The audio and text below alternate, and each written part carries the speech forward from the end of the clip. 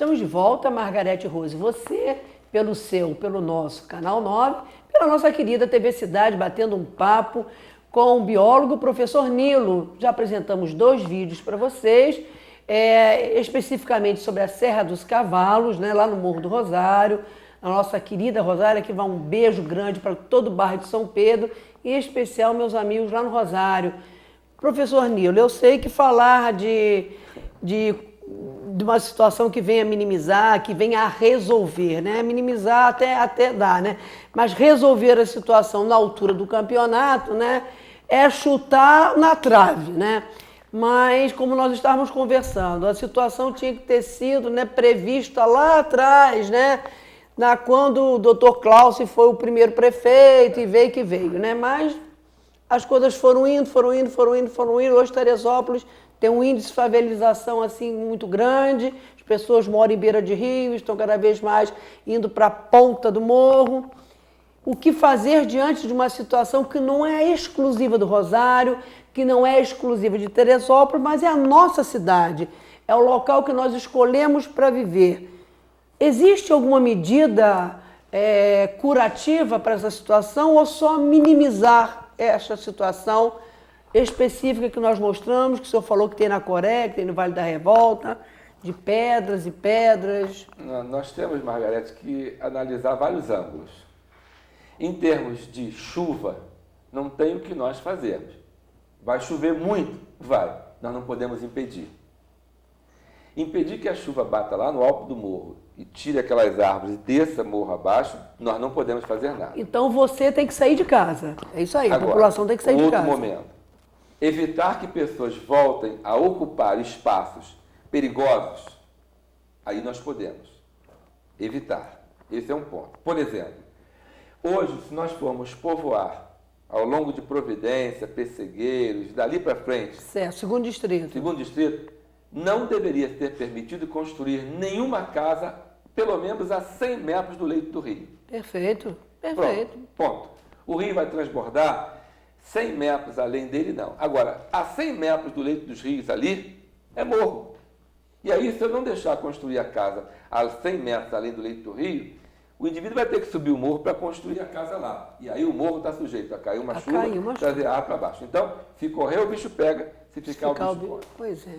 Por outro lado, as casas que já estão hoje colocadas aqui em áreas de risco, que são áreas de risco, qualquer morro que tenha uma construção numa inclinação acima de 45 graus, ou que seja em terço superior de morro, é área de risco. E mais... Então, Teresópolis inteira é área de risco. E eu vou mais adiante agora. Qualquer construção que esteja mesmo do terço médio do morro para baixo, mas que o morro tem uma inclinação de mais de 45 graus e que está sujeito à chuva, descer árvore e solo e rochas, quem está mesmo da base do morro também sofre. Meu Deus. Nós vimos aqui, lá em Friburgo, para dar um exemplo fora da nossa cidade, a Praça do Suspiro. Quem iria imaginar que aquele morro lá, todo cheio de vegetação, ia descer e ia chegar na Praça do Suspiro? Ninguém. Por isso não se fez prevenção lá. Se nós ficarmos pensando hoje em prevenção para catástrofe, vamos ter que blindar toda a área de serra daqui de Teresópolis, de Friburgo, de Petrópolis. Ou seja, construirmos gigantescos concretos ao longo de toda a serra. Vai ficar bonito? Não. Então o que nós temos que fazer é minimizar. A cidade tem que ser pensada. Hoje é difícil, mesmo com um plano diretor, nós colocarmos em prática, hoje, medidas preventivas para evitar catástrofes. Catástrofes quase que são inevitáveis. Até porque não dá para anunciar, né? É algo assim horrendo, algo violento que a mão humana não consegue evitar. Você veja o Japão, com toda a estrutura na construção de edifícios contra os abalos sísmicos, pegou um tsunami e os prédios não tinham proteção contra um tsunami. Foram levados. Então, fica difícil. Ainda mais nós, num país de terceiro mundo, numa cidade pequena de interior, onde nós temos uma série de dificuldades, com um solo desse tipo aqui, muito instável, com uma vegetação de floresta de Mata Atlântica paupérrima, com um solo muito pobre, com árvores que não têm aprofundamento em suas raízes. Que não dão sustentação ao solo, né? Raízes tabulares. Com tudo isso, nós ainda temos o agravante das pessoas que são necessitadas e têm a necessidade de morar em encostas. E nós não podemos fazer nada. Tirar de lá e colocar onde? Não tem. É uma pergunta para aqueles que têm a solução e perguntar, colocar onde? Levarmos para o interior é uma saída. Então vamos lá. Se vamos fazer a moradia no interior, temos que fazer uma prevenção. Não podemos construir nenhuma residência, pelo menos a 100 metros da margem do rio. A margem do rio. Pronto. Então vamos construir nos morros? Não, porque é problema, é área de risco. Então, onde vamos levar essas pessoas? O alto crescimento demográfico é um dos problemas mais sérios que existe. A minha tese é de que o planejamento familiar, ele é a mola mestra para resolver muitos problemas a médio e a longuíssimo Com certeza. O planejamento familiar... a longuíssimo tempo. E hoje nós estamos com dificuldade, porque mesmo o nosso país tendo a sua taxa de crescimento populacional diminuída hoje, nós ainda temos na população mais carente e menos favorecida economicamente um grande número de filhos. De 4 para cima. De 4 para cima, o que faz com que a média seja alta. Mesmo que o planejamento familiar hoje esteja instalado em comunidade, fica difícil. Até porque as pessoas não têm uma orientação, quando tem, não aceitam, não vão às informações, não assistem palestras, fica difícil. E aí, quanto mais pessoas se colocam, mais locais tem que existir para ter moradia. E aí as invasões de área de risco acontecem. Fica difícil. Nós temos deficiência na fiscalização, nós temos deficiência na nossa legislação, na aplicação das multas.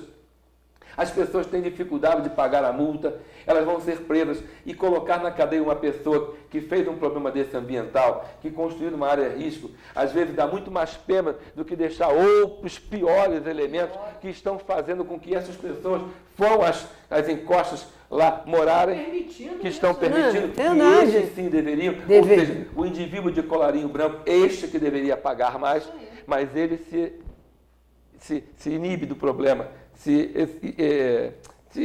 eximem do problema, não tem nada a ver com isso. Foi morar porque quis, eu não deixei, ou eu deixei ir. Quando, na verdade, então, a permissão sai de uma canetada. Então fica difícil. Hoje, se fazer soluções ambientais, são soluções que têm que ser bem repensadas. Primeiro, a gente tem que impedir que as pessoas cheguem próximo à área de risco.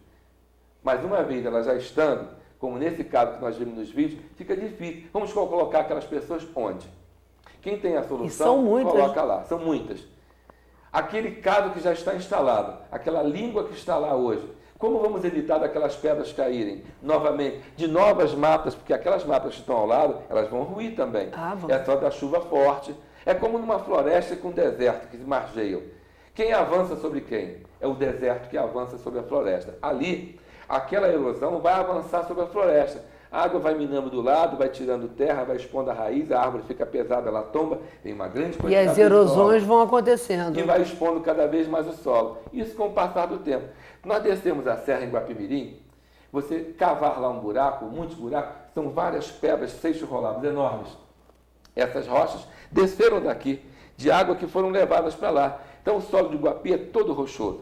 Se vier uma enxurrada muito forte e levar toda aquela terra que está na superfície de Guapi, vai expor grande quantidade de rochas arredondadas, fruto de uma erosão que aconteceu aqui em cima na serra e que levou lá para baixo. Olha, gente, eu costumo dizer assim, professor Nilo, tudo que é bom dura pouco, mas eu queria muito reafirmar aqui, porque o senhor volte para que nós possamos conversar mais. É muito necessário, professor Nilo, que as pessoas tenham consciência ambiental. Não que nós não tenhamos, mas quando a gente vê uma situação como essa, parece que sacode mais, sabe? Eu vou me comprometer a ir lá no local. Eu lhe agradeço muito. E no outro momento eu volto e nós conversamos. Que ótimo. Então fica combinado assim. Se o senhor puder procurar os rapazes, chama-se Valdeci Aragão, o pessoal do Nudec do Rosário. Se eu puder dar uma olhadinha, o seu olhar técnico, o seu olhar de pessoa que já viveu e que já ajudou demais Teresópolis na tragédia de janeiro, sabe, é um biólogo, estudioso do assunto, e se eu puder voltar depois aqui para nos fazer uma avaliação mais precisa, eu fico muito agradecida. Olha, dizer para vocês, né, que nós estamos saindo assim devagarzinho, nosso horário já está em cima do laço. Eu espero que você tenha gostado do programa de hoje. Foi uma lição, um aprendizado para todos nós, desculpe, né, de que a nossa cidade, ela é toda, infelizmente, uma área de risco, mas que as pessoas não moram na pontinha do morro porque elas querem. É porque, na verdade, não existe uma solução ambiental, políticas públicas ambientais para estas pessoas. E isso vem de longos e longos anos. Então está na hora de se apresentar, jogar na mesa políticas públicas ambientais corretas, políticas públicas ambientais corretas, para que essas pessoas e todos nós possamos viver com dignidade. Teresópolis só quer isso, que o povo tenha dignidade de viver em paz e em segurança. Um beijo no teu coração. Semana que vem estamos nós aqui com mais um tema palpitante. Um abraço e até semana que vem.